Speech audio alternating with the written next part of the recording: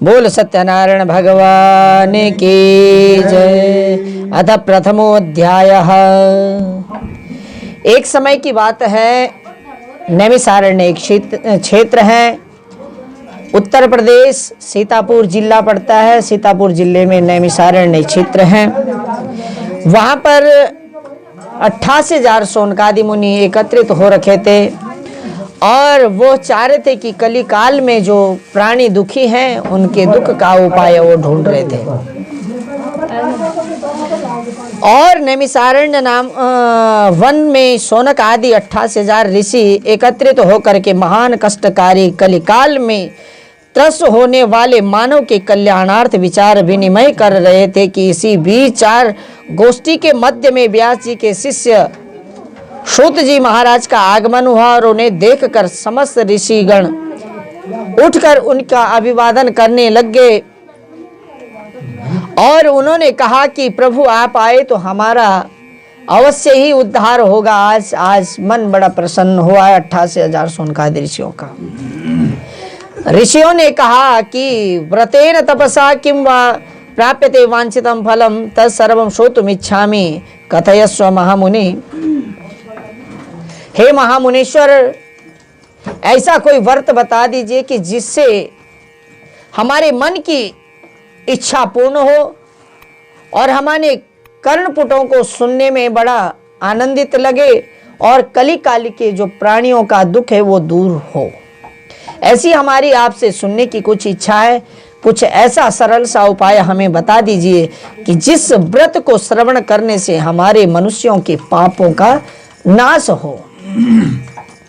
सूत जी कहते हैं कि नारदेनेव संपृष्टो भगवान कमलापति सुरर्चे यथे वाहम तत्शृणुध्वम समाहितम। एकदा नारदो योगी परानुग्रह कांक्षया पर्यटन विविधान लोकान मृत्यु लोकमुपा।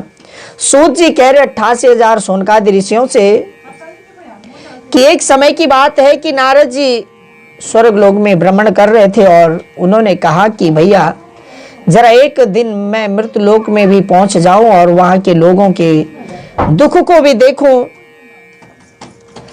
तो नारद नित्य प्रति जन कल्याण की भावना के लिए वो स्वर्ग लोक से मृत्यु लोक पे उतरे और वो पर्यटन घूमने के लिए जैसे आए, विविधान लोकान मृत्यु लोकामुपागत, जैसे मृत्यु लोक में पहुंचे ततो दृष्टा जनान सर्वा नाना कलेश समन्विता नाना योनि समुत्पन्ना क्लेश्य मानव स्वकर्म भी। नारद जी ने देखा और कलिकाल में अनेकों प्रकार के कष्टों से मनुष्य बड़ा दुखी है। ऋषियों ने कहा ठीक है महाराज, तब तक हम लोग भी संध्यावंदन कर्म करते हैं और आप हमें कुछ ऐसा सरल सा उपाय बता दीजिए। तो उन्होंने कहा केनोपायेन चेतेषां दुख नाशो भवेत् द्रुतम् इति संचित्य मनसा विष्णुलोकम गतस्ततः। भगवान नारद जी ने जब मृत्यु लोक के प्राणियों का दुख देखा तो वो तुरंत वैकुंठ धाम की ओर चल पड़े और जैसे वैकुंठ धाम की ओर गए तो उन्होंने भगवान नारायण के चरणों में प्रणाम किया। नारायण ने कहा कि बताओ भगवान कैसे आज आना हुआ है। तत्र नारायणम देवम शुक्ल वर्णम चतुर्भुजम शंख चक्र गदा पद्मम वनमाला विभु। भगवान की शंख चक्र गधा और वनमाला जो सुशोभित है, भगवान को जैसे सुंदर स्वरूप में नारद जी ने देखा। दृष्टा तम देव देवेशम स्तोतुम समुपचक्रदे। और भगवान के जैसे सुंदर दर्शन किए, नारायण की सुंदर दर्शन करने के बाद नारद जी ने कहा नमो भांग मनसातीत रूपाय अनंत शक्तये आदि मध्यांत हीनाय निर्गुणाय गुणात्मने सर्वेषामादि भूताय भक्ता नामर्ति नाशिनी श्रुत्वम श्रोत्रम ततो विष्णु नारदम प्रत्यभासत। भगवान चतुर्भुज नारायण ने जब नारद जी से ये वचन सुने कि आज कलिकाल के जो मनुष्य है उनका दुख अनेकों प्रकार से है। कोई आपस में लड़ झगड़ करके दुखी है, तो कोई किसी की संपदा से दुखी है, तो कोई किसी के पद प्रतिष्ठा से दुखी है, तो कोई किसी के किसी न किसी रूप में दुखी हैं। तो नारद जी ने जैसी ये बात भगवान से कही तो भगवान ने कहा कि आप चिंता मत करो। भगवान ने कहा किमर्थमागतोषि त्वं किम ते मनसि वर्तते, क्या आपका उद्देश्य है, कैसे आप मेरे पास आए। नारद जी ने कहा कि मैं प्रभु बस एक ही कारण है, आप स्वयं जानते त्रिलोकीनाथ, तुम अंतर्यामी हो। मैं तुमसे क्या कहूँ, मैं तो कुछ कहने की योग्य नहीं हूँ, आप तो सब जान गए हैं। बस मैं आपके पास इसीलिए आया हूँ कि कलयुग के जो प्राणी हैं उनका दुख दूर हो, ऐसा कुछ सरल सा साधन हमें बता दीजिए। तो नारद जी ने कहा मृतलोके जनान सर्वे नाना कलेश समन्वित नाना योनि समुत्पन्नम, अनेक योनियों में उत्पन्न हो करके लोग दुखी हैं। चाहे वो जीव प्रकट हुआ हो, चाहे मनुष्य प्रकट हुआ हो, चाहे कोई पशु पक्षी प्रकट हुए हों, वो दुखी हैं संसार में। भगवान ने कहा साधु पृष्ठम त्वया वत्स लोकानुगुरकांक्ष यत् कृत्वा मुच्यते मोहात् शृणुस्व वदामि ते। हे साधु, हे भक्त, मैं आपकी बात को सुनकर बड़ा प्रसन्न हूं। आप पहले ऐसे सरल स्वभाव के संत हैं कि जो समाज कल्याण की भावना को लेकर के मेरे पास आए। नहीं तो मैंने कई कलयुग के प्राणियों को देखा है कि वो मेरे पास आते हैं तो अपने लिए सुख मांगते हैं, परंतु आप ऐसे संत हैं जो संसार समाज के दुखों को दूर करने के लिए आप मेरे पास आए। भगवान ने कहा कि ठीक है, मैं एक सरल सा उपाय आपको बताता हूं, उसको आप कलयुग के प्राणियों को बता दीजिए। सत्यनारायणस्येव व्रतम सम्यक विधानत कृत्वा सद्य सुखम भुक्त्वा परत्र मोक्षमो आपनुयात्। आपको मैं एक छोटी सी युक्ति बतलाता हूँ, उसे सावधान होकर के सुने। एक ऐसा व्रत बतलाता हूँ जो त्रिलोक्य में दुर्लभ है और अत्यंत फलदायक है। नारद जी, इस व्रत को मैं आपके स्नेह के कारण प्रकट कर रहा हूँ। मैं आपकी भक्ति और आपका प्रेम, इसी कारण से मैं आपको आज उस व्रत को प्रकट कर रहा हूँ और बता रहा हूँ कि कौन सा व्रत आपको करना चाहिए। सत्यनारायण नाम का एक व्रत है और कलिकाल में तुरंत तत्काल फल देने वाला वो व्रत है। तत्श्रुत्वा भगवत वाक्यम नारदो मुनि ब्रवीत। इस वचन को नारद जी ने सुना तो बड़े प्रसन्न हुए, आह्लादित हुए, प्रफुल्लित हुए। उमंग के साथ उन्होंने कहा कि प्रभु धन्य हूँ, आपने मेरा सरल सा उपाय बता दिया है। तो नारद जी ने कहा कि क्या फल इसका है, क्या विधान इसका करने का है। तो नारद जी ने कहा किम फलम किम विधानम च कृतम केनेव तद्व्रतम तत्सर्वम विस्तरा। भगवान आप इसको बता दीजिए क्या फल है, क्या विधि विधान है और कैसे इसको करना चाहिए। भगवान ने कहा कि दुख शोकादि समनम धन धान्यम प्रवर्तनम सौभाग्य संतति करम सर्वत्र विजय प्रदम। दुख को दूर करने वाला है नारद। शोकादि समन, शोक जो भी है कुछ वो सब दूर होने वाला है। और जिसके पास धन है उसको धन, जिसके पास पुत्र नहीं उसको पुत्र, जिसके पास पत्नी नहीं उसको पत्नी, और जिसके पास कुछ भी नहीं है मैं उसको देने वाला सब कुछ हूँ। विजय पद प्रतिष्ठा मैं सब उसको देने वाला हूँ। यस्मिन कस्मिन दिने मृतलोक के भक्ति श्रद्धा समय। जिस भी किसी दिन कोई मृतलोक के प्राणी इस व्रत कथा को करते हैं तो उनका दुख तुरंत दूर हो जाता है। सत्यनारायणम देवम यदे छेव निशामुखे तोरणादि च कर्तव्यम कदली स्तंभ मंडितम। बस खाली उसका सरल सा उपाय ये है, तोरण द्वार बना दीजिए, सुंदर केले के पत्ते लगा करके सुंदर सा द्वार सजा करके, जैसे यहाँ पर आचार्य जी के घर में सुंदर सा द्वार बनाया है, पंचांग चौकी बनाई है, नारायण को रखा गया है, कलश भगवान है, जो क्षीर सागर समुद्र नारायण है वो स्वयं कलश में विराजमान है।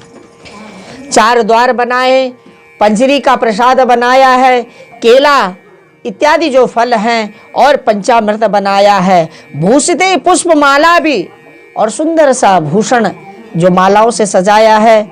नाना मंगल चारेस्तु कर्तव्यम निज संजने, और अनेकों के भजन कीर्तन गा करके नाना मंगल कीर्तन गान करना चाहिए। संध्यायाम नियतम कृत्वा दंत धावन पूर्वकम, रोज उठ करके संध्या वंदन करना चाहिए और अपने मुख को प्रक्षालन करके भगवान का थोड़ा सा ध्यान करना चाहिए।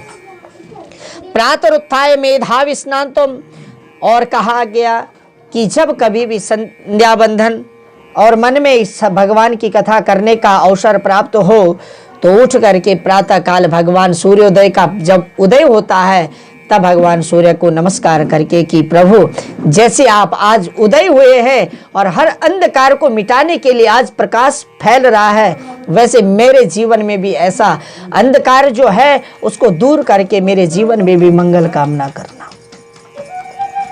ताम्रपात्रेषु विनश्य स्थापयेत प्रतिमां शुभां प्रतिष्ठां च प्रकुर्वीत स्वस्ति वाचनम। ताम्रपात्र जो कांसे तांबे की थाली है उसमें नारायण को सजाइए, गौरी गणेश का पूजन करिए, ओंकार स्वस्ति का पूजन करिए, 16 माताओं से मंगल की कामना के लिए, 9 ग्रहों से अपने ग्रहों की शांति के लिए सुंदर सा पूजन करिए। विप्रदेव को ब्राह्मण को बुला करके ब्राह्मण का सम्मान करिए, कभी भी ब्राह्मण का अपमान नहीं करना। ब्राह्मण स्वयं नारायण ने कहा कि देवाधीनम जगत सर्वम मंत्राधीनम च देवता ते मंत्र ब्राह्मण अधीन तस्मा। मैं तो ब्राह्मण के अधीन हूं और मेरा गुरु भी ब्राह्मण ही है। यदि कोई भक्त मेरे जो कुल पुरोहित ब्राह्मण को यदि अपमानित करता है तो उसे मैं कभी भी छोड़ता नहीं हूं। ब्राह्मणेर बांधवस्य लिखा हुआ साप सहितो धर्म तत्परः नैवेद्यम भक्ति, और नैवेद्य प्रसाद इत्यादि बना करके जैसे आज सुंदर भोग भंडारा बन रहा है, आप सभी लोगों को भगवान की कृपा से तो ये प्रसाद प्राप्त हो रहा है। रंबा फलम घृतम क्षीरम गोधुमस्य चचु, जो भी कुछ कहा गया कि इतोपि मतलब जितना भी थोड़ा बहुत कुछ प्राप्त होता है भगवान की कृपा से ही उसको प्रसाद के स्वरूप में पा करके अपने जीवन को धन्य बनाएं और भगवान की नित्य प्रति क्या कथा श्रवण करें, भगवान का भजन करें, कीर्तन करें। संसार के कलयुग लोग क्या करते हैं आज, गाली गलौज, एक दूसरे का दुख नहीं बल्कि उसको और दुख देते हैं। ऐसा नहीं है कि हम उसके दुख को थोड़ा सा कम करें, उसको समझाएं, उसको कहें कि भैया आप भगवान का भजन करें, क्यों दुख की पीड़ा को आप देख रहे हैं। ततश्च स्वगृहं गच्छेद सत्यनारायणं स्मरण एवं कृते मनुष्याणाम। जब भगवान की कई कथा श्रवण कर रहे हो, चाहे भागवत हो, चाहे सत्यनारायण कथा हो, चाहे कोई भी यज्ञ अनुष्ठान हो, उसका प्रसाद अंत में पा करके घर की ओर जब निकलते हैं तो भगवान का ध्यान करना चाहिए, भगवान का धन्यवाद करना चाहिए कि प्रभु बस आपकी कृपा इतनी है और बनी रहे जीवन पर्यंत तक। ये शरीर मेरा नहीं है, इस शरीर से कोई भी निकला है, चाहे मेरा पुत्र बना हो, चाहे मेरी पुत्री बनी हो, चाहे मेरा पति है, चाहे मैं स्वयं हूँ, ये शरीर किसी का नहीं है। प्रभु ये शरीर दिया है तो ये तूने ही दिया और तेरा ही है। विशेषता कलयुगे न लघुपायोस्ति भूतले, और जो ये सत्यनारायण कथा है ये विशेष करके कलयुग के प्राणियों के लिए छोटा सा सरल सा उपाय बताया है। लघु मतलब बहुत कम, छोटा सा बताया है। तो ऐसा करने से जीवन का महत्व समझे कि प्रभु ने हमें जीवन दिया है। जैसे प्रातः काल सूर्य उदय होकर के कमल पुष्प खिलते हैं, वैसे ही हम जब उठते हैं तो प्रातः काल हमें नित्य प्रति नूतन जन्म मिलता है, नया जन्म मिलता है, हमें रोज जन्म मिलता है। ऐसा नहीं है कि एक बार माँ के गर्भ से जन्म लिया है तो अमर हो गए, नहीं।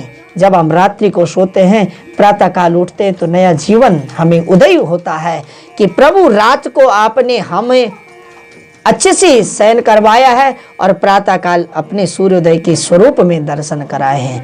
तो हरि ओम मां श्री स्कंद पुराणे चतुर्विंशति सहस्रात्मिके अन्य देव रेवा खंडे सत्यनारायण व्रत कथायां प्रथमोपारायणं वः। बोल लक्ष्मी नारायण भगवान की। तो आए द्वितीय अध्याय में प्रवेश करते हैं और भगवान की सुंदर कथा को श्रवण करके अपने जीवन को धन्य बनाएं। सूत जी कहते कि अथान्यत संप्रवक्ष्यामि कृतमेन पुरा द्विजा कच्चित काशीपुरे रम्य हासीद विप्रोति निर्धनम महा। मैं आपको बताता हूं किसने इस व्रत को सुना और किसने इस व्रत को किया। एक द्विज कच्चितपुर काशीपुर नगर में रहते थे। द्विज मतलब ब्राह्मण। वो हासिद विप्रोति निर्धनम, वो निर्धन ब्राह्मण थे, परंतु वो बहुत बड़े धनी भी थे। वो धनवान किस लिए थे? उनके पास हरि नाम का जो धन था वो था।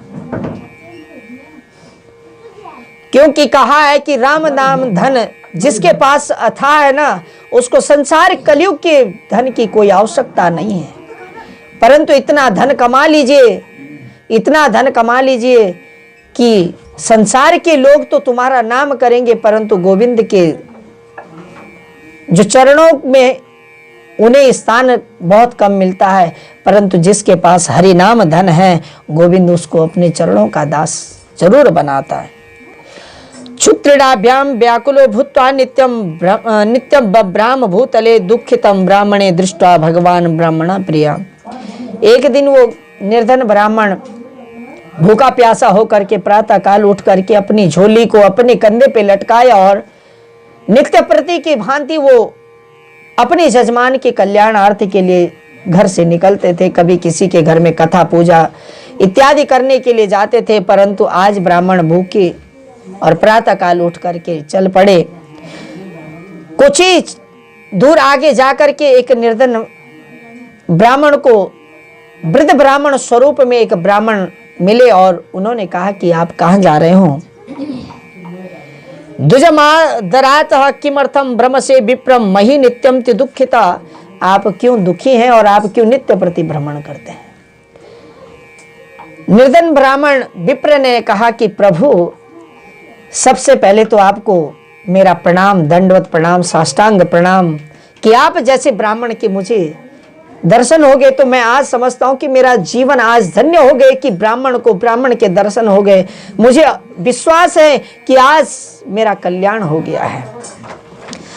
तत्सर्वं श्रोतुम इच्छामि कथा कथ्यताम द्विज सप्तमः। कि हे ब्राह्मण देव, मुझे आज आपके दर्शन ऐसे हो गए कि स्वयं साक्षात नारायण के दर्शन हो गए। मैं आज जीवन को धन्य मान रहा हूं। ब्राह्मण ने कहा कि ब्राह्मणोति दरिद्रो हम। मैं थोड़ा सा दरिद्र किस कारण से हूं? मेरे पास धन नहीं, पर मैं बड़ा अमीर भी हूं। प्रभु, आप बिल्कुल चिंता मत करना, मैं बहुत अमीर भी हूं। मेरे पास हरि नाम का धन है। उपायाम यदि जानासि कृपया कथ्य में प्रभु।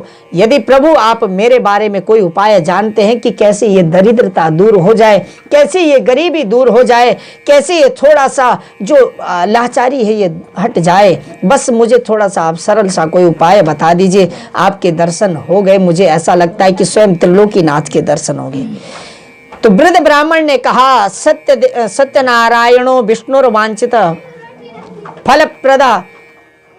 एक ऐसा मैं आपको उपाय बताता हूं ब्राह्मण देव कि सत्यनारायण की व्रत कथा को आप करिए और कलयुग में उसका विशेष फल मिलता है। और विशेष करके जो कलयुग काल में इस कथा को श्रवण करता है और कराता है, उसको मनवांछित फल प्राप्ति होती है। तदवर्तम संकरिष्यामि ही यदुक्तम ब्राह्मणेन वे इति संचित्य विप्रोसी रात्रु निद्रां न लब्ध्वा। ब्राह्मण का वचन सुनकर के ब्राह्मण ने रात को संकल्प ले लिया कि कल प्रातः काल का सूर्योदय होगा और मैं जो धन कमा करके लाऊंगा वो मैं भगवान की सायंकाल को कथा करवाऊंगा। तस्मिन्नेव दिने विप्र प्रचुरम द्रव्यमाप्तवान् तेनेव बंधुभिः सार्धं सत्यस्य व्रतमाचर। और द्वितीय दिन का प्रातः काल क्या हुआ, सूर्योदय क्या खिलखिला करके उठा है। इधर ब्राह्मण के मन में भी बड़ा आनंद हो गया आज, और नित्य प्रति भांति जिस नगर में जाते थे, आज ब्राह्मण प्रातः काल उठ करके ऐसे धनीवान व्यक्तियों के नगर की ओर गया, जहां से आज ब्राह्मण को धन भी मिला, मान भी मिला, सम्मान भी मिला, मर्यादा भी मिली, पद भी मिला और प्रतिष्ठा भी मिली। ये भगवान की ही तो कृपा है। जैसे उन्होंने वो धन लाया और रात्रि को सोए, और द्वितीय दिन की जब प्रातः काल की बेला हुई, संध्या बंदन किया, जप तप किया, अपने पूजा पाठ से निवृत्त होकर के बंधु बांधवों को संदेश दे करके उनको बुलाया। और आज इधर विप्र ने विप्र को बुलाया और भगवान का सुंदर द्वार सजाया, और भगवान की पूर्णिमासी का दिन था, और पूर्णिमा के दिन भगवान सुंदर सत्यनारायण भगवान की कथा करवाई। सर्व दुख विनिर्मुक्तो सर्व संपत्ति समन्विता बभूव सा द्विज श्रेष्ठो व्रतस्य प्रभावता। सारा दुख दूर हो गया बस मात्र संकल्प लेने से। और आज तो विप्र ने अपने घर में कथा कराई और सभी बंधु बांधवों को बुलाया। तदेव सर्व दुखम च मनुजस्य विनश्यति एवं नारायणोक्तम नारदाय महात्मने। ये सब नारद की कृपा से आज सब दुख जो कलयुग काल के प्राणियों के दुख दूर हो रहे हैं, ये सब नारद जी की कृपा है। मया तत्कथितम विप्रा किमन्यत कथयामिते ऋषिर्वाच। ऋषि कहते हैं तस्माद् विप्रश्चु तम तेन पृथिव्यां चरितम मुने तत्सर्वं श्रोतुमिच्छामि सरदस्माकं प्रजायते। सूत जी कहते शृणुध्वम मुनया सर्वे व्रतम येन कृतम भुवि एकदा स द्विजवरो यथा विव विस्तरेतः बंधुभि स्वजनिर्सादम व्रतम कर्तुम समुद्यत एतस्मिन्नंतरे काले काष्ठक्रेता समागता। ब्राह्मण के घर में जैसे व्रत कथा को श्रवण कर रहे थे सभी बंधु बांधव, और ब्राह्मण देवता ब्राह्मण को कथा बड़ी आनंद के साथ सुना रहे हैं कि भैया जो सत्यनारायण भगवान का पूजन जीवन में करता रहता है, प्रातःकाल सूर्योदय उठकर सूर्योदय को प्रणाम करता है, और कराग्रे वसते लक्ष्मी कर मध्य सरस्वती कर मूले तो गोविंदा प्रभाते कर दर्श। अपने हाथों का जो दर्शन करता है स्वयं गोविंद लक्ष्मी स्वरूप मेरे नारायण उसके घर में विराजमान होते हैं। पुत्र के लिए पुत्र बन करके आते हैं, और जिस भी भाव से जो जिसको मानता है उसी भाव में मेरे गोविंद प्रकट होकर के आते हैं। भैया कथा चल रही थी, बहुत सुंदर प्रसंग चल रहा था, और उसी समय एक लकड़हारा बेचारा आया और लकड़ी का गट्ठा कंधे में ढो रहा था। नित्य प्रति की भांति लकड़ी बेचता था, और कुछ 2-4 ढेला जो उसको मिलता था, रोकड़ा मिलता था, उसी से अपने घर परिवार को चलाता था। आज जब ब्राह्मण के घर में लकड़हारे ने देखा कि पूजन कर रहे, थोड़ा सा बैठ गया और बाहर लकड़ी का गट्ठा रखा और अंदर आया, दरवाजे की ढेली पर बैठा, कथा को पूर्णतः सुन करके जलपान किया, भगवान का चरणामृत पान किया, और लास्ट में उसने पूछा भी कि आपने ये क्या किया, ये क्या चीज है और इसको करने से क्या फल की प्राप्ति होती, मुझे कुछ सरल सा उपाय आप बता दीजिए। उन्होंने कहा कि भैया जिसके घर में संतान नहीं है, जिसके घर में धन नहीं है, जिसके घर में मान मर्यादा पद प्रतिष्ठा कुछ नहीं है, उसको सब मेरे त्रिलोकी नारायण देने वाले हैं। बोल लक्ष्मी नारायण भगवान की जय। वही काष्टम च संस्थाप्य विप्रस्य अग्रमायो तृष्णया पीडितात्मा च दृष्ट्वा विप्रम कृतम व्रतम। और ब्राह्मण से सारा पूछ करके विप्र ने कहा सत्यनारायण सेदम व्रतम सम्यक सित प्रद तस्य प्रसादन में सर्वम धन धान्यादिकम। उसकी कृपा से आपको सब कुछ मिलता है जी जब कोई भगवान सत्यनारायण की कथा करते हैं। मनसा इत्यचिंतयत काष्टम विक्रेतो ग्रामे प्राप्यते चाध्ययद धनम। मन में लकड़हारे ने भी आज संकल्प ले लिया ब्राह्मण के घर से तुरंत कि जो मुझे आज इस लकड़ी से धन प्राप्त होगा, मैं भी कल प्रातः काल का सूर्योदय होगा और मैं संकल्प लूंगा और संकल्प के साथ अपने बंधु बांधवों को बुला करके मैं भी अपने घर में सत्यनारायण कथा को जरूर अवश्य कराऊंगा। जैसे लकड़ी को बेच करके घर की ओर लौटा। आज लकड़हारा भी बड़ा प्रसन्न हुआ।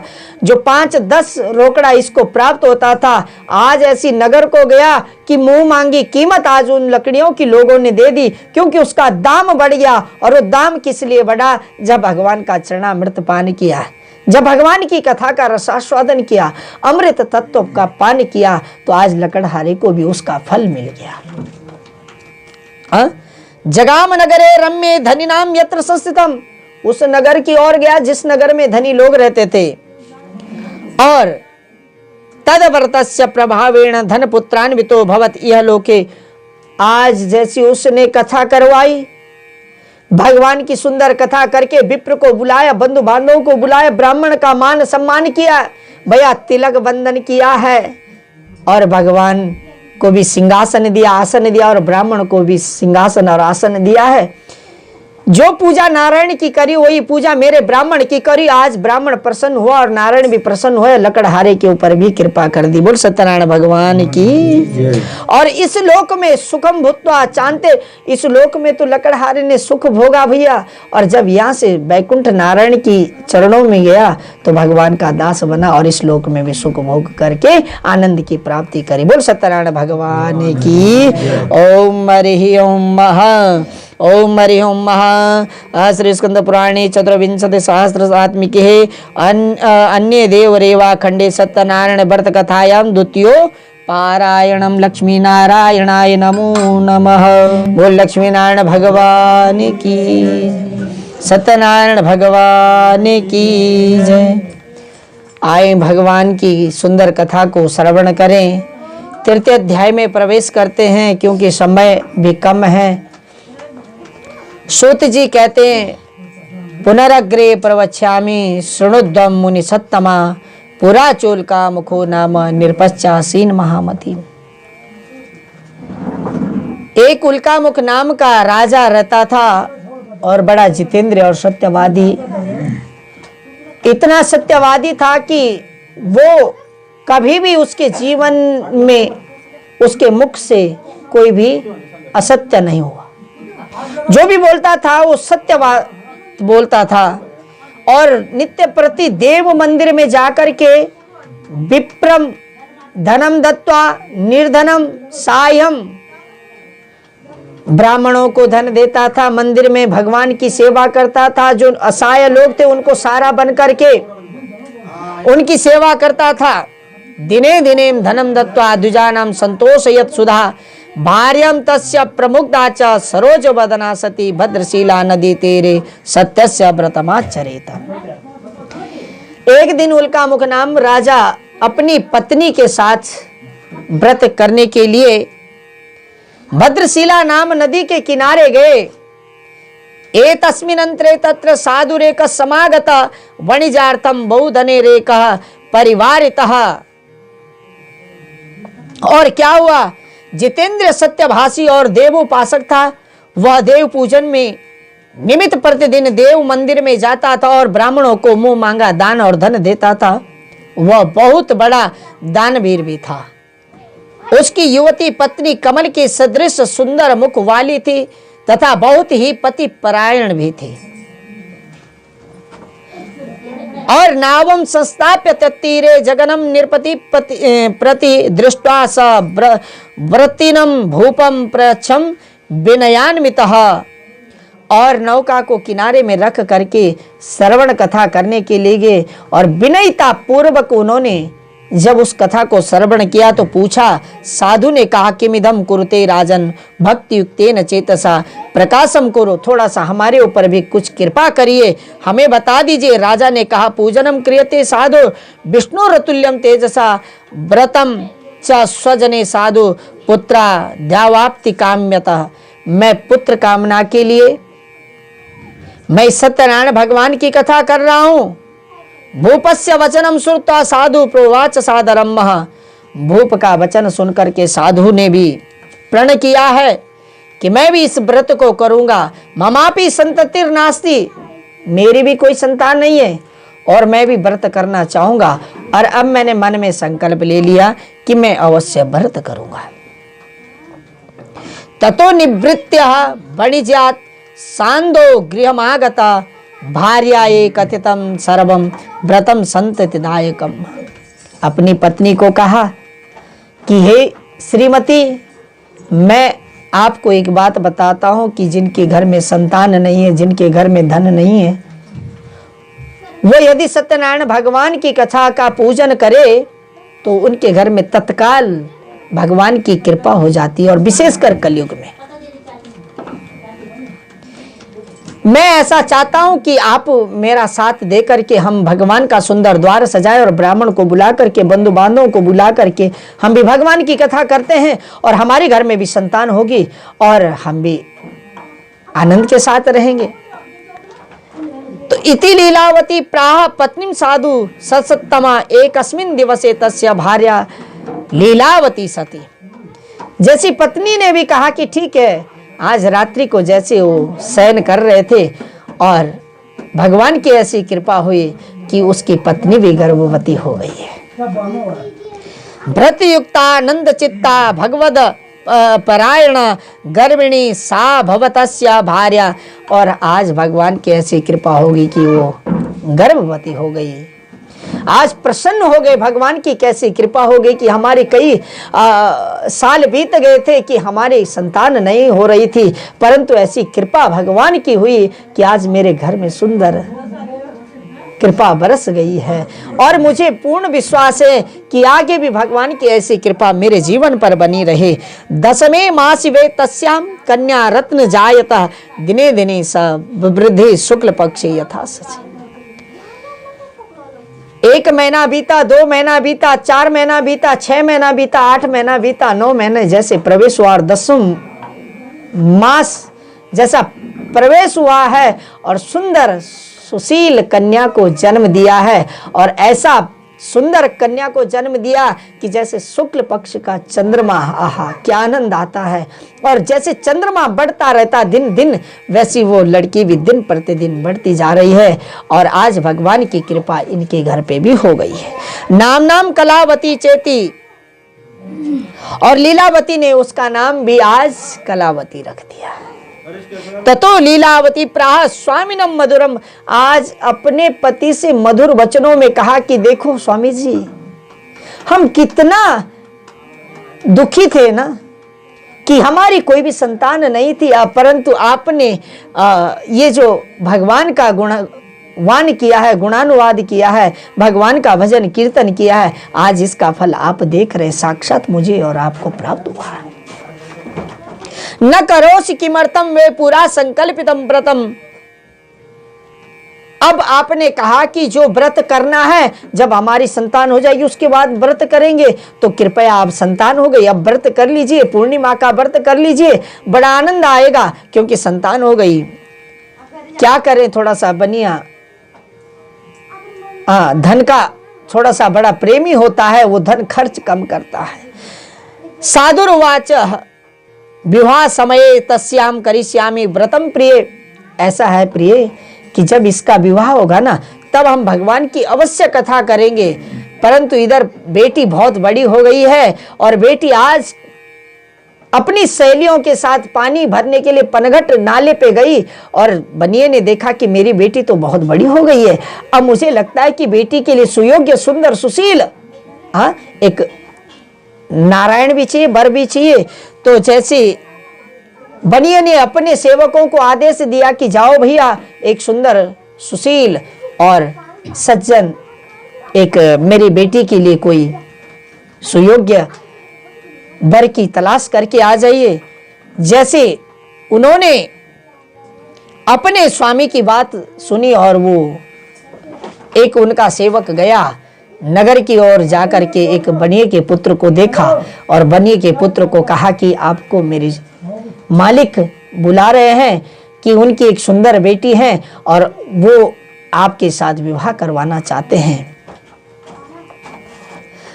जैसे रत्नसारपुरे रम्ये गत्वा सिंधु समीपतः वाणिज्य करोत् साधुर जामाता श्रीमता सह तो गतो नगरे रम्ये चंद्रकेतु निरपस्य च एकस्मिन्नेव काले तु सत्यनारायण प्रभु भ्रष्ट प्रतिज्ञा मालोक्यम शापम तस्मे प्रदत्तः भगवान की ऐसी कृपा हुई कि अपनी बेटी का विवाह भी कर दिया, और बेटी के विवाह के बाद भी उसने कथा नहीं करी। अब उसकी पत्नी ने कहा कि आप करो तो सही।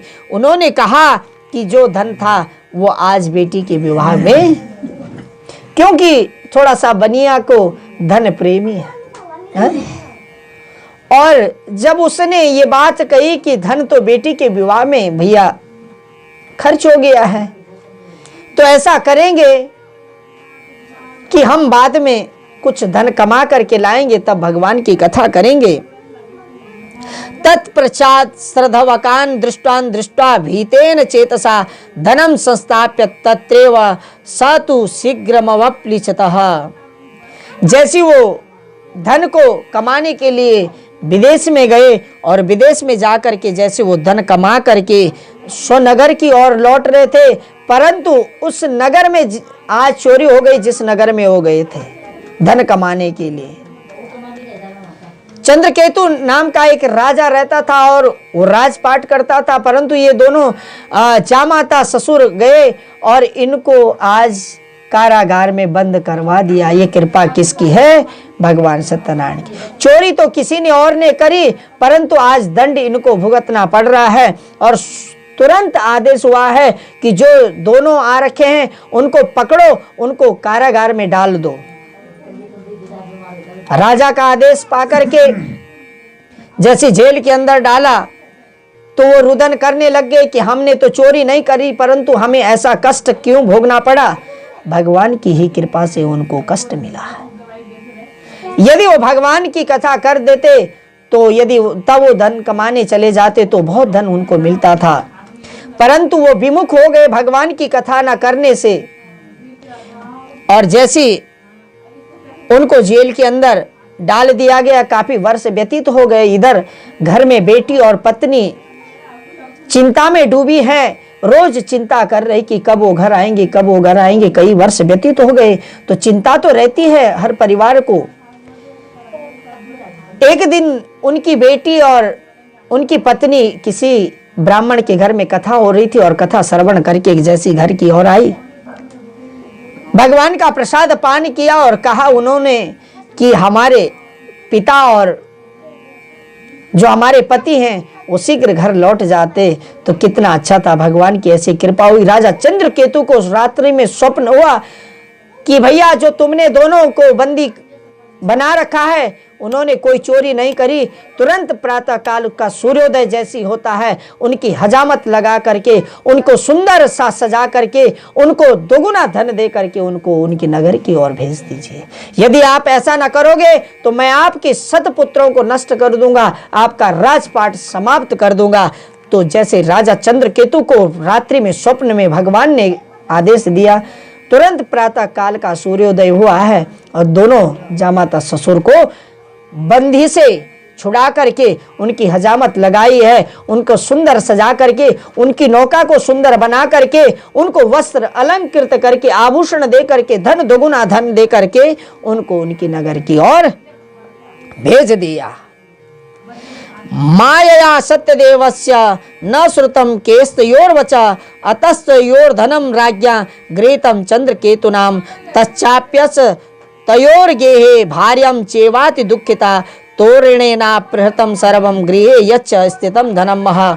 और आदि व्याधि समायुक्ताम सुतपासा दुःखिता अन्न चिंता पराभूत्वा बभ्रामः च गृहे गृहे एकस्मिन् दिवसे जाता क्षुधार्तः द्विज मंदिरम गत्वा पश्य व्रतम तत्र सत्यनारायणश्च उपविश्य कथां श्रुता वरम प्रार्थितस्य पेहि। जैसे उनका वचन सुना है, और वचन सुन करके उन दोनों को उनकी नगर की ओर भेज दिया। नगर की ओर जैसी वो गए, भगवान की ऐसी कृपा हुई कि भगवान ने कहा कि भैया तुम कमा करके चले जाओ। अब जैसे वो धन कमा करके अपनी नगर के, अपने देश के लिए लौटे थे, समुद्र पड़ता है, समुद्र के मध्य में जैसे वो पहुंचे, मेरे भगवान उनकी नौका पर विराजमान होकर के आज पुनः नारायण उनकी परीक्षा कर रहे हैं। जैसी नौका में विराजमान निर्धन उनको देखा तो जैसी नौका को विराजमान चतुर्भुज नारायण के स्वरूप में एक ब्राह्मण को देखा, उन्होंने कहा कि भैया तुम कौन हो, तुम आज मेरी नौका में कहां से आए हो, और वो भी बीच समुद्र में। उन्होंने कहा कि भैया हम तो आपकी नौका में पार होने के लिए आए हैं, परंतु मैं ये पूछना चाहता हूं कि आपकी नौका में है क्या। तो बनिया ने कहा कि लता पत्रादिकम चेवा। तो जो वृद्ध रूप में आए थे उन्होंने कहा कि सत्यम ते वचनम ब्रूयात, आपका ही वचन आपके लिए सत्य हो। जैसी ये बात कही और वो अंतर ध्यान हुए, नौका पहले समुद्र में जब भरी थी तो बहुत धीरे धीरे चल रही थी, आराम से चल रही थी। जब किसी गाड़ी में सवारी भरी हो तो गाड़ी बहुत आराम से चलती है, संभल के चलती है, बहुत आनंद के साथ चलती है, आनंद आता है। परंतु जब गाड़ी में कोई ना हो तो गाड़ी भी कभी इधर को ना जाने कब कहां गिरने की कगार में हो।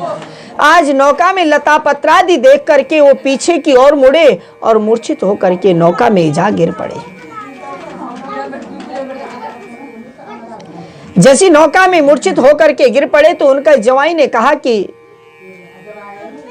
हे ससुर जी, हे पिताश्री, आप बिल्कुल भी चिंता ना करें, क्योंकि त्रिलोकीनाथ की ऐसी ही कृपा है कि हम विमुख हो गए थे और वो स्वयं मुझे लगता है कि त्रिलोकीनाथ थे। हमने उनका पूजन नहीं किया है, हमें उनका पूजन करना होगा, तो क्षमा प्रार्थना करिए। जैसे उन्होंने कहा कि हे प्रभु, हम आपको तो नहीं जान पाए, ब्रह्म भी आपको नहीं पहचान पाया, तो हम कलयुग काल के प्राणी आपको कैसे जान पाएंगे। हमें माफ कर दीजिए प्रभु, हे त्रिलोकीनाथ हमें क्षमा कर दीजिए। हम आपकी सेवा अवश्य करेंगे यदि आप हमें सकुशल घर पहुंचा दें। भगवान की ऐसी कृपा हुई कि पुनः नौका में धन, पुनः नौका में सब कुछ जैसी की तैसी था और नगर की ओर आए। इति राख्यो वचा श्रुत्वा मोचयित्वा महाजनो समानीय नृपस्याग्रे प्राउस्ते विनयान्विता विनयताग्रह पूर्वक सुन करके आनितो दो वणिक पुत्र मुक्ता निगड़ बंधनात् ततो महाजनो नत्वा चंद्रकेतु नृपोत्तमं स्मरतो पूर्व वृत्तांत नोच भर विवलो राज्ञा वणिक सुतो वीक्ष्य वच प्रोवाच सादरम महा देवात् प्राप्तम महत दुःखा मीदानीं नास्ति वे भयम तदा निगड्य संत्यागम छोर कर्म ददात्र वस्त्रलंकरम दत्वा प्रत्योत्तरम नृपतित्तो पुरस्कृतम वणिक पुत्रो वचसा तो ब्रवृतम। जैसे उनको घर की ओर भेजा है और पुरानी तम तु यद द्रव्यम द्विगुण कृतम दत्तवानः, उनको धन दोगुना दे करके वो उनकी घर की ओर प्रवेश हुए। भगवान की ऐसी कृपा हुई। प्रोवाचम ततो राज्यम गच्छ साधो निजाश्रमा राजानम प्रणिपत्यहम गंतव्यम तत्प्रसादता। उस प्रसाद को पा करके भगवान की कृपा को लेकर के अपनी नगर की ओर आए और मन में भगवान का भजन करते जा रहे हैं। और इतना सुंदर भजन कीर्तन चल रहा है कि नौका भी आगे की ओर बढ़ रही है, अपना भजन भी आगे की ओर बढ़ रहा है। भगवान की ऐसी कृपा हो गई कि अपने घर की ओर आने लग गए। बोल सत्यनारायण भगवान की। इसीलिए जीवन में भगवान भोले का भजन करिए और भगवान गंगा जी का आपको सानिध्य मिला है, भगवान कोटेश्वर की कृपा आपको सदैव जीवन में मिली है। बड़े धन्य हैं आप जैसे, बड़े सौभाग्यशाली हैं आप लोग जिनको भगवान की कृपा। माँ गंगा के लिए लोग कहाँ से दर्शन करने के लिए इस पावन भूमि उत्तराखंड में आते हैं और आपके तो निकट हैं। आप नित्य प्रति भगवान गंगा मैया का ध्यान करिए और भगवान कोटेश्वर का ध्यान करिए। तो आए सत्यनारायण की चतुर्थ पारायण को प्रारंभ करते हैं। चतुर्थ अध्याय को वो यात्रां तु कृतवान साधुर मंगलायान पूर्वकाम ब्राह्मणाय धनम दत्त्वा तदा तु नगरम ययो कियद दूरे गतो सार्धम सत्यनारायण प्रभु जिज्ञासम कृतवान साधो किमस्ति तव नो स्थितम ततो महाजनो महतो हेलया च प्रहस्यवे कथम पृच्छामि भो दंडी मुद्राम नेतु किमिच्छसि। मैंने क्या कहा कि जब वो अपनी नगर की ओर आए और बीच समुद्र के मध्य में जैसे वो प्रवेश हुए, एक दंडी ने दर्शन दिए। दंडी ने दर्शन दे करके उनसे पूछा कि भैया तुम्हारी नौका में क्या है। उन्होंने असत्य भाषण किया है कि हमारी नौका में लता पत्रादि है। क्या कोई ऐसा चोर हमारी नौका से धन चुराने के लिए बीच समुद्र ही रह गया था। तो उन्होंने जो वचन कहे, भगवान दंडी ने उनको कहा कि तुम्हारा वचन तुमको ही सत्य हो। गते दंडिन साधुश्च कृत नित्यम क्रियस्तदा उत्थिताम तरणी दृष्टवा विस्मयम पर। और जैसी नौका को उठा हुआ देखा और मूर्छित होकर के गिर पड़े।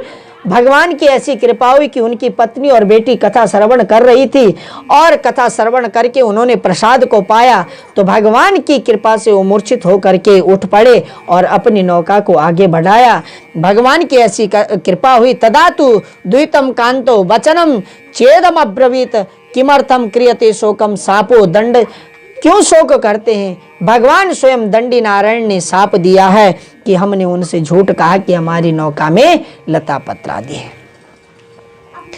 क्षमस्वम चापराधम में यदुक्तम तव सन्निधो। हे भगवान, हे त्रिलोकीनाथ, मेरे अपराध को क्षमा कर दीजिए। मैं अज्ञानी हूं, मुझे कोई भी ज्ञान नहीं है प्रभु। बस मुझे इतना ही आता है कि मैं धन कमाऊं, अपने परिवार को पालूं पोसूं। मैं इस संसार की माया जाल में ही लिपटा हूं। मैंने आपको कभी जाना नहीं, पहचाना नहीं, देखा नहीं, तो मैंने आपसे झूठ बोल दिया है। मेरा अपराध क्षमा कर दीजिए त्रिलोकीनाथ। ब्रह्म भी आपको न पहचान पाया तो मैं कलयुग का प्राणी आपको कैसे जान पाऊंगा कि आप भगवान हैं। आप स्वयं चतुर्भुज त्रिलोकीनाथ हैं।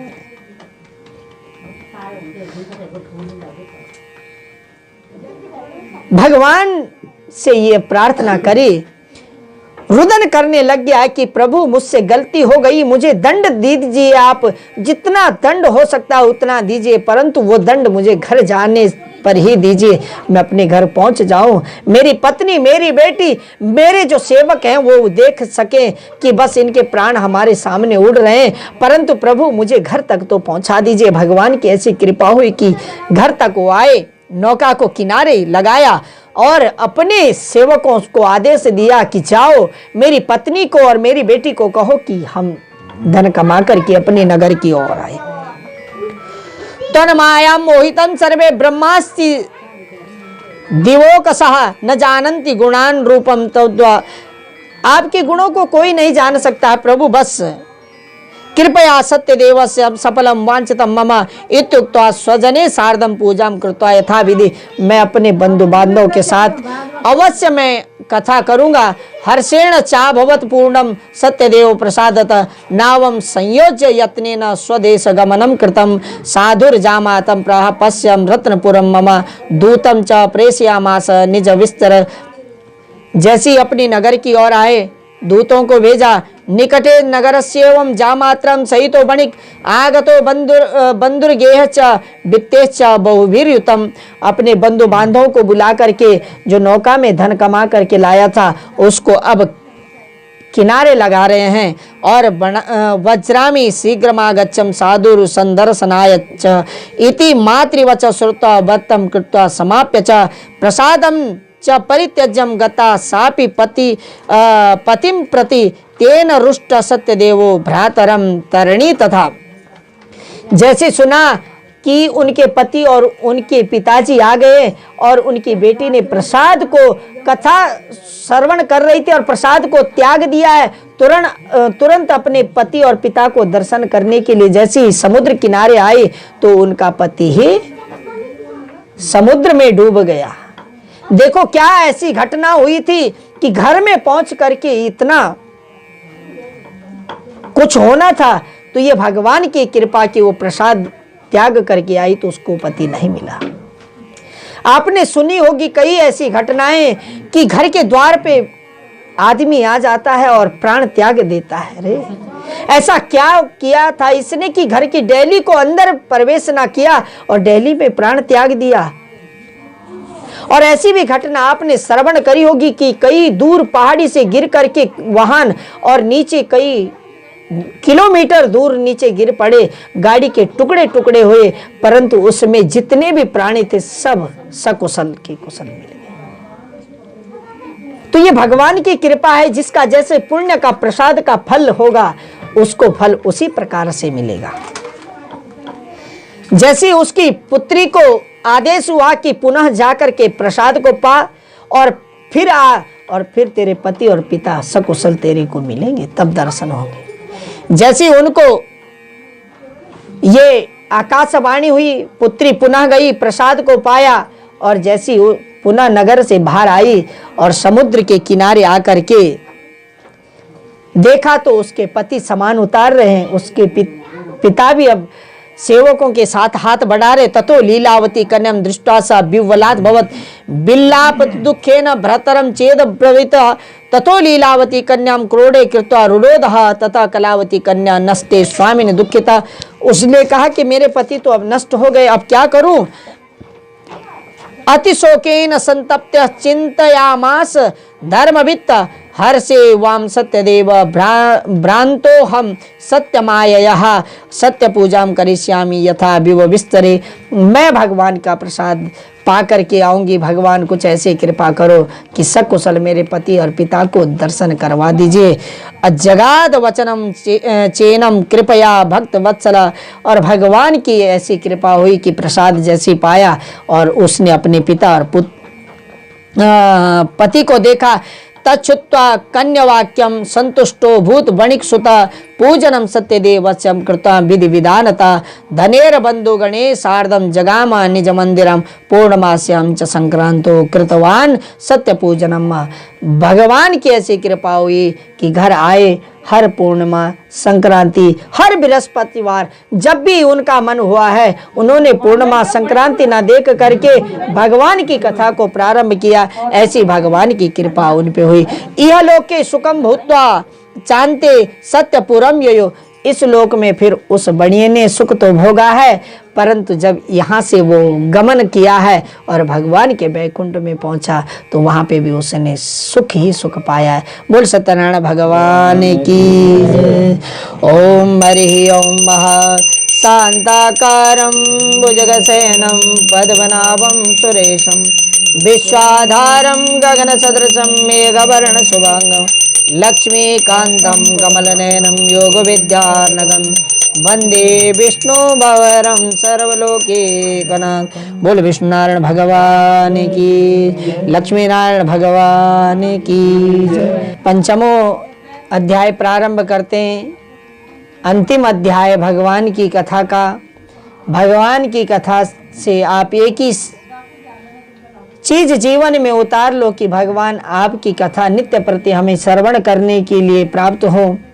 हमारा जीवन भी बस क्षण भंगुर कुछ ही समय का है, ना जाने कब ये कली मुरझा जाए और कब ये इस मिट्टी में मिट्टी मिल जाए और वायु में वायु मिल जाए, अग्नि में अग्नि तत्व मिल जाए। ये पंच भौतिक शरीर ना जाने कब छूट जाए।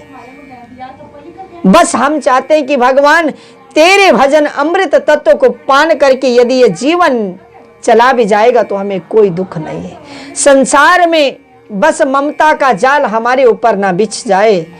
बस जो जाल बिछाना गोविंद अपने ही दया दृष्टि का जाल हम पर बिछा दीजिए।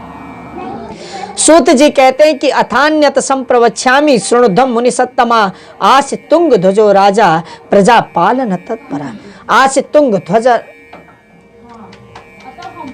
नाम का एक राजा था। प्रसादम सत्यदेवस्य त्यक्त्वा दुःखमवाप्न। ये तुंग ध्वज नाम का जो राजा था ये प्रजा का पालन बहुत अच्छे से करता था। इतनी अच्छी सी अपनी प्रजा को चलाता था कि पुत्र के समान प्रजा को मानता था, किसी का दुख नहीं देख सकता था। जिसके पास धन नहीं उसको धन देता था, जिसके पास कुछ सारा नहीं था उसका सारा बनता था, जिसके पास घर भवन नहीं था उसको घर भवन देता था। परंतु आज इसकी मति भी भ्रमित हो गई है। प्रसादम सत्यदेवस्य त्यक्त्वा दुःखमः, आज इसने प्रसाद को त्याग दिया है। एक दासा वनम गत्वा हत्वा बहुविधान पशुन आगत्य वटमूलम च दृष्ट्वा सत्यस्य पूजनम महा गोप कुर्वन्ति संतुष्टा भक्तियुक्ता सबंधव। वन में गया और वन में जाकर के मृगों का ये रोज नित्य प्रति मृग का मारण करता था, परंतु आज जैसी गया वन की ओर और बट वृक्ष को देखा और बट वृक्ष की आड़ को लेकर के बट वृक्ष के नीचे बैठ गया और बट वृक्ष के सामने गोप ग्वाल बच्चे छोटे छोटे से नादान बच्चे भगवान की अपनी भक्ति के अनुसार भक्ति और पूजा कर रहे हैं, मना रहे हैं कि हे नारायण, हे त्रिलोकीनाथ, बस हम आपका भजन कर रहे हैं, हम गोप ग्वाल हैं। राजा दृष्ट्वा तु दर्पेण न गत्वा न नाम सा ततो गोप गणा सर्वे प्रसादम निर्पासनिदो। ना तो राजा ने प्रणाम किया, ना नजदीक गया, ना पूछा कि तुम कौन हो, क्या कर रहे हो। बस जैसे बालकों ने प्रसाद को राजा के सन्मुख लाया, राजा ने कहा कि अरे भैया ये बच्चे कितने गंदे हैं, सुबह प्रातः काल बाहर गए हो, ना जाने कहाँ खेल करके आए हो, और घृणा करके उनका प्रसाद लौटा दिया, त्याग दिया। इधर प्रसाद को बट वृक्ष की जड़ के सामने रख दिया और वृक्ष के ऊपर एक प्रेत आत्मा बैठा। उस आत्मा ने भी कहा कि आज तो मुझे लगता है कि मेरा जीवन धन्य होने वाला है, भगवान की मेरे पर कृपा होने वाली है। परंतु जो ये राजा मनुष्य है, आज ये स्वयं मेरे पद को प्राप्त करेगा, राक्षस बनेगा, अवश्य मुझे विश्वास है। तस्य क्या पुनरागत्य भुक्त्वा सर्वे यथेप्सितम तत प्रसादम संत्यज्य राजा दुख मोहाप्नोत। जैसे प्रसाद को त्याग करके नगर की ओर गया और नगर में गया तो उसकी 100 पुत्रों की जो संतति वो नष्ट हुई। राजपाट किसी और ने ले लिया, राजा कोई और बना हुआ है। आज जैसा ऐसा हो गया कि इस नगर में जो सुंदरता चल रही थी आज सब उल्टा हो गया है। आज राजपाट कोई और चला रहा है, जो उसके पुत्र थे, जो उसकी सुख संपत्ति थी, सब नष्ट हो चुकी थी। आज जब भगवान ने उनको स्वप्न में कहा कि पुनः जाकर के तू प्रसाद को पा करके आ, तब तेरे 100 पुत्र तुझे प्राप्त होंगे, तब तेरा राजपाट तुझे मिलेगा, नहीं तो तू आज अपने काल को बुला करके तू अपने आप में समा जा। इधर जो प्रेत आत्मा बैठी थी उसने प्रसाद को पाया और उसने अपनी मुक्ति का साधन ढूंढा, परंतु जो ये राजा था ये स्वयं प्रेत बन गया। पुनः भगवान की ऐसी कृपा हुई कि प्रसाद पाने के लिए उसी बट वृक्ष के सामने आया। जो पहले प्रसाद सूखा जो पंजरी बनी थी, पहले खाता तो मीठा भी था, अच्छा भी था। अब जो प्रसाद बचा था, जो अच्छा था, वो तो प्रेत ने खाया, और जो कुछ बचा था चींटियों ने मिट्टी बना दी। परंतु अब उस मिट्टी को चाटने के लिए वो आया है, परंतु मिट्टी को चाटने से भी उसका भाग्य बदल गया। यदि वो प्रसाद पाता तो ना जाने क्या भाग्य उसका चमत्कार हो जाता था। ततोसो सत्यदेवस्य पूजाम गोप गणेशः भक्ति श्रद्धान्वितो भूत्वा चक्रा विधिना नृप। अब उस राजा ने गोप ग्वालों के साथ में जाकर के खूब भक्ति कर दी। भैया पहले भक्ति करता तो ना जाने कितना आनंद होता। अब सत्यदेवस्य प्रसादेनम धन पुत्रान्वितो भवत यह लोके सुखम। भगवान की ऐसी कृपा हुई, इस लोक में उसने सुख भोगा, और इस लोक से जब गया तो भगवान का दास बन गया। या इदम कुरुते सत्यम व्रतम परम दुर्लभम शृणोति च कथाम पुण्यम भक्ति युक्तम फलप्रदा। मैं आपको एक बात बताता हूँ कि जो कोई सत्यनारायण भगवान की कथा, जो कोई भागवत की कथा, जो कोई भगवान का जप तप यज्ञ अनुष्ठान कुछ भी जो कराता है, उसको इस लोक में सुख तो मिलता ही मिलता है, परंतु उस लोक में भी जब चला जाता है तो वहां पे भी उसको सुख मिलता। धन धान्यादिकम तस्य भवेत सत्य प्रसादतः दरिद्रो लभ्यते वित्तम बद्धो मुच्चेत बंधन। जो दरिद्र है उसकी दरिद्रता दूर हो जाती है, जो भय से डरा हुआ है उसका भय दूर हो जाता है। जिसके पास धन नहीं उसको धन मिलता है, जिसके पास पुत्र नहीं उसको पुत्र मिलता है। और ईप्सितम च फलम भुक्त्वा चान्ते सत्यपुर, और इस लोक में वो सुख भी भोगता है, और जब यहाँ से चला जाता है तो भगवान के द्वार में जाकर के भगवान का दास बन जाता है। इति वह कथितम विप्रा सत्यनारायण व्रत, ऐसा उस ब्राह्मण ने कहा कि ऐसा फल मिलता है। यत्कृत्वा सर्व दुखेभ्यो मुक्तो भवति मानव, विशेषतः कलियुगेन, ऐसा है कि विशेष करके कलयुग के प्राणियों को बहुत सरल सा उपाय है सुख पाने के लिए। भगवान का भजन करके देखो।